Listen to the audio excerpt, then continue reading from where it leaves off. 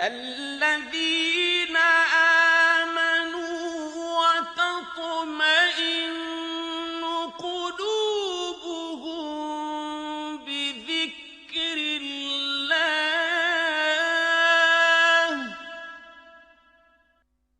ألا بذكر الله تطمئن القلوب.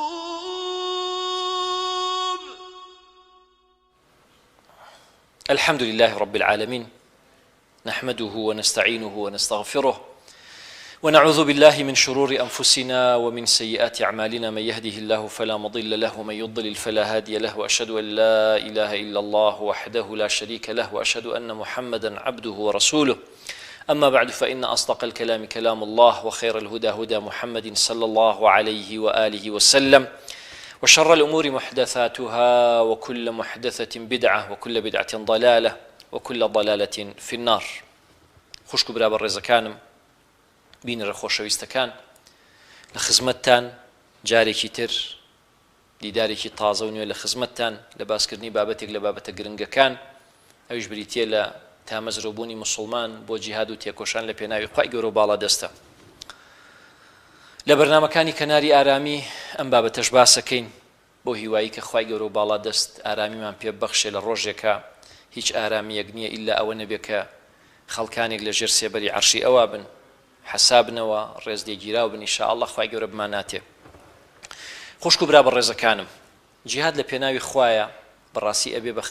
ئەبێ هەموو کاتێک خەمی موسڵمان بێ. پێغەمبەر فەرمێ صلی الله عليه وسلم: رأس الأمر الإسلام وعموده الصلاة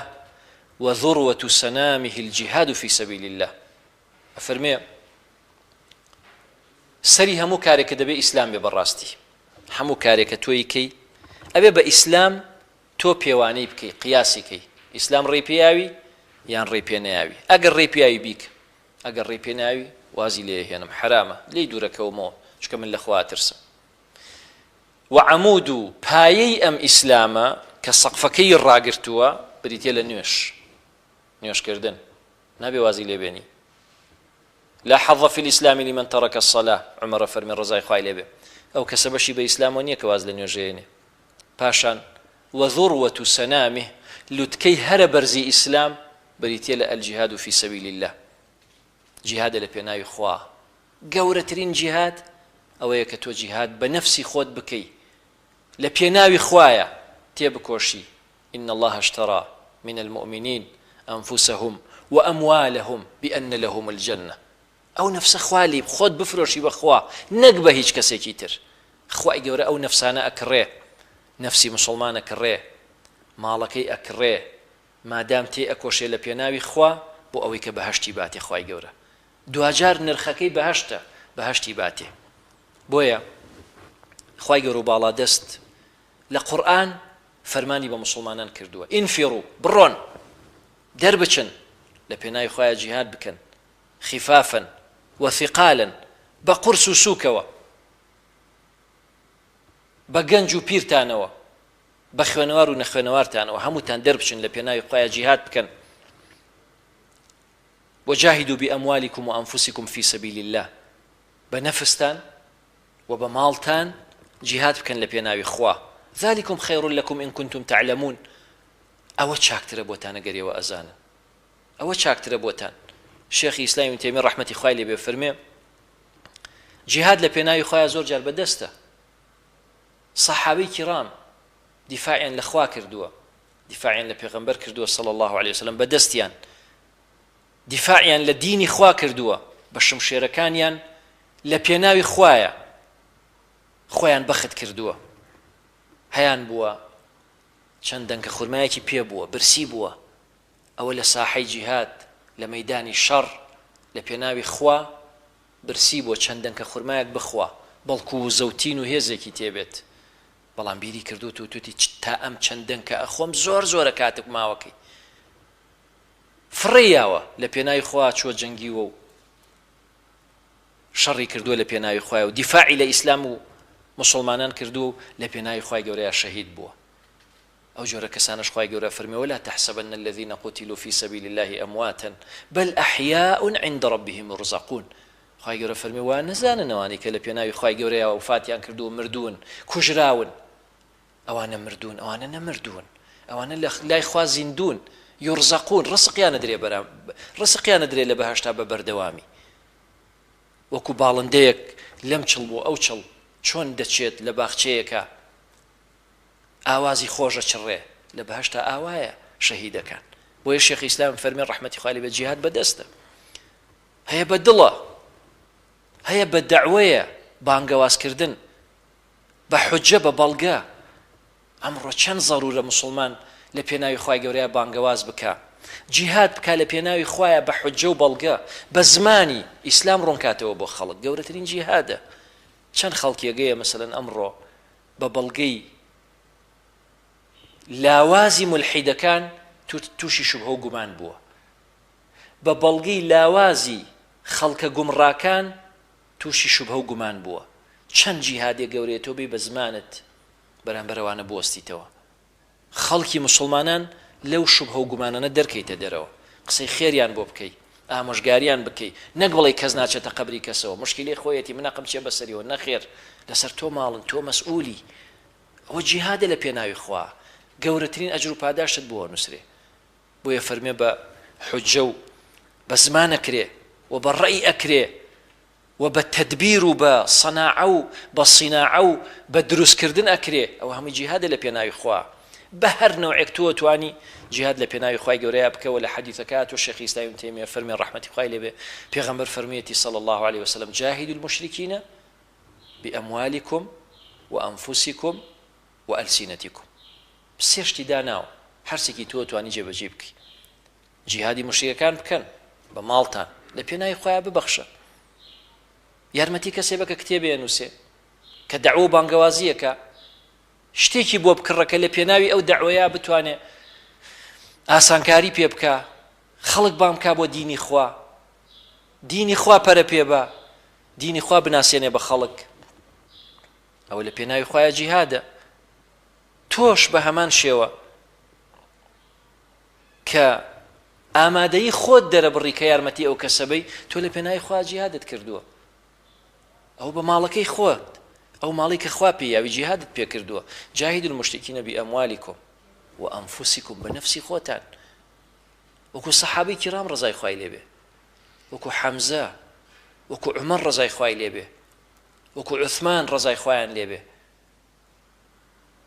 وەکو سەحابەی تر کە لە پێناوی خوای گەورەیە بە نەفسی خۆیان ئەو نەفسە چەند قورسە سبحان الله یعنی گەورەترین ناڕەحەتی لەو کاتایە کە ئەو نەفسە لە پێناوی خوای گەورەیە شەهید دەبێ یعنی حساب کە ها سەحابەی کیرام ڕزای خوایان لێ بێ چۆن لە پێناوی خوای گەورەیە جیهادیان کردووە شمشێرێک هاتووە یاوێتی لە گردنیان سەری لە جەستەیان جیا کردوێتەوە چەند قورسە ئاڵای ئیسلامی بە دەستی ڕاستی گرتووە دەستیان پەڕانووە بە دەستی چەپی گرتوێتی دەستی چەپیشان پەڕانووە بە هەردوو ڕانی ئاڵاکەی گرتووە یاوێنە لە گردنی لە پێناوی خوایە شەهیدیان کردووە کە ئەو مصیبەتەی بینیوە ئەو ناڕەحەتی بینیوە پێغەمبەر فەرمێ صلی الله عليه وسلم جارێکی تر ناڕەحەتی نابینێ لە قیامەتە تەواو کۆتایی پێ چونکە ئەوە لە هەموو ناڕەحەتیەکان ناڕەحەتترە سبحان الله بۆیە فەرمێ پێغەمبەر صلی الله عليه وسلم کەسی شەهید تەمەنا ئەکا بێتەوە دنیا لە پێناوی خوایە شەهید بێ دیسان شەهید بێ دیسان زیندوو بێتەوە شەهید بێ دیسان هەت بۆ شێوەیە دەیان جار ئاوا تەمەنا ئەکا ئەوە نەئەجر و پاداشتی هەیە واروها وألسنتكم بە زمانتان پێغەمبەر فەرمێ صلی الله عليه وسلم جیهاد بکەن زۆر مهمە زۆر تو ئامۆژگاری کردن جیهادەوە نیە تۆ لەسەر جادە هوتاف کێشی أفضل الجهاد كلمة حق عند سلطان جائر بچی بۆ لای دەسەڵاتدارێکی زاڵم و ستەمکار قسەی حەق بکەی لە لای ئەو بەنهێنی ئامۆژگاری خێری بکەی من كانت عنده نصيحة لذي سلطان پیغمبر فرمي صلى الله عليه وسلم كي نصيحتي بو خاوند صلاة يقيا فلا يبدي لها علانية بابا أشكرا نيكا لفيسبوك بلاوي نكاتوا لسر جاده تاف نكيشه لسر تلفزيون باسي نكا ولكن ليخلو بها بعدستي بقريب شي بولاي فإن قبلت فذاك أقل لي ورقر أو الطواو إشي خوي كردوا الحمد لله هدفكي بيكا وإلا فقد أدى الذي عليه وإلا أويك لسري وقيان دوتي طواو وما علينا إلا البلاغ المبين أو إلا السرمان التنيا بريتيا لا قيان دنيك يرون وأشكرا خواهي قروا بالا دز لقرآن فرمي يا أيها الذين آمنوا هل أدلكم على تجارة تنجيكم من عذاب أليم تجارتك تام بي بلم كا لسزاي بإيشي خواب تام باريزي تؤمنون بالله ورسوله باور بخوابينا وببيغمبركي بينا وتجاهدون في سبيل الله بأموالكم وأنفسكم ذلكم خير لكم إن كنتم تعلمون وجهاد لبيناي خواهي قوريا بكن بمالتان بنفستان أو باشر بوتانا قريا وأزانا يغفر لكم ذنوبكم خواليتان خوش به ويدخلكم جنات تجري من تحتها الأنهار أتان خاتنا وبهشتاني كوا كهمي باخو باخاتو أو كانيا وبناوياتي بري أنواع واشكال كانيو أو كخواي قروبالا دس دايناوا ومساكن طيبة في جنات عدن شويني باك شويني تشاك غرفي شوشة لآسمان برز لدروا ناوا بينري لناوا دروا بينري وكو بيغمبر فرمي صلى الله عليه وسلم أفرمي أوا ذلك الفوز العظيم أو بريت يلا سركوتني قورة براستي بويا برسيار كلا بيغمبر صلى الله عليه وسلم شكر دوا زور قورة فرمي إيمان بالله ورسوله إيمان بون با خواي قورو بيغمبركي وتيان أي دواي أوا فرمي الجهاد في سبيل الله جهاد لبينا خواي قورة براستي زور قورة أم جهاده بهر شتيك أكري بهر توانا قوتي كتكهايا تا مزروبة بو أويكا لبينا خواي قورة تيب كوشي يعني پیغمبر فرمي صلى الله عليه وسلم اگر انسان تمنى شهادت بك من سأل الله تعالى الشهادة بصدق حديث صحيح امام مسلم بلغه الله منازل الشهداء وان مات على فراشه هر کس داوي شهيدي بكال اخوا بلام براس گويانا بل اخوا شهيدين بي بخشا لبيناوي تو شهيد ببم فرمي هر کس او داوي الاخوا بك براستي خواهی گەورە منزلەی شهادەتی پێ بەخشێ شەهیدەکان کێن ئەنعەم الله عليهم چوارە خوا لە قورئان باسی کردووە نەبیین صدیقین شوهەدا و صالحین یەکێک لەوانە شەهیدەکان خواهی گەورە منزلەی ئەوانەی پێیە با لەسەر جێیەکی خۆشی بمرێ تێگەن برا خۆشەویستەکانم پاشانە فەرمێ دوایەوە چییە فەرمی حەجێک کە قبوڵ کراوە بۆیە بەڕاستی ئێمە هەر یەکێک لە ئێمە خی گەورە باڵا دەست خێری بۆ ئێمە ویستووە خێر و خێراتەکان زۆر زۆرن بە هەر نەوعێ تۆ ئەتوانی لە پێناوی خی گەورەیە تێبکۆشی بە زمانت بە دەستت بە حوجە و بەڵگە بە ماڵ و سەرۆت و سامان تا پلەی بەرزی بەهەش بەدەستبێنی داواکەم لە خی گەورە باڵا دەست بە ناوە پیرۆزەکانی و بە سیفاتە بەرزەکانی بمان گێڕێ لەو کەسانی کە دیفاع لە دینەکەیەکەین بە دەستمان بە ماڵ و سەرۆت و سامانمان بە نەفسمان بە زمانمان بتوانین ئەم دینە سەر بخەین ئینشاء الله لەو کەسانە بین کە خوای گەورە و باڵا دەست عیزەتی پێیاون نەک لەو کەسانە بین کە زەلیل بووین لە دنیا و لە قیامەتە چاومان بەرەو خوار بێ چاومان شۆڕ بێ بەڵکو سەرمان بەرز بێ لە قیامەت خوایە بۆ خاتری ناوە جوانەکانی خۆت سبحان ربك رب العزة عما يصفون وسلام على المرسلين والحمد لله رب العالمين سبحانك اللهم وبحمدك أشهد أن لا إله إلا أنت أستغفرك وأتوب إليك وبارك الله فيكم وأحسن إليكم الذي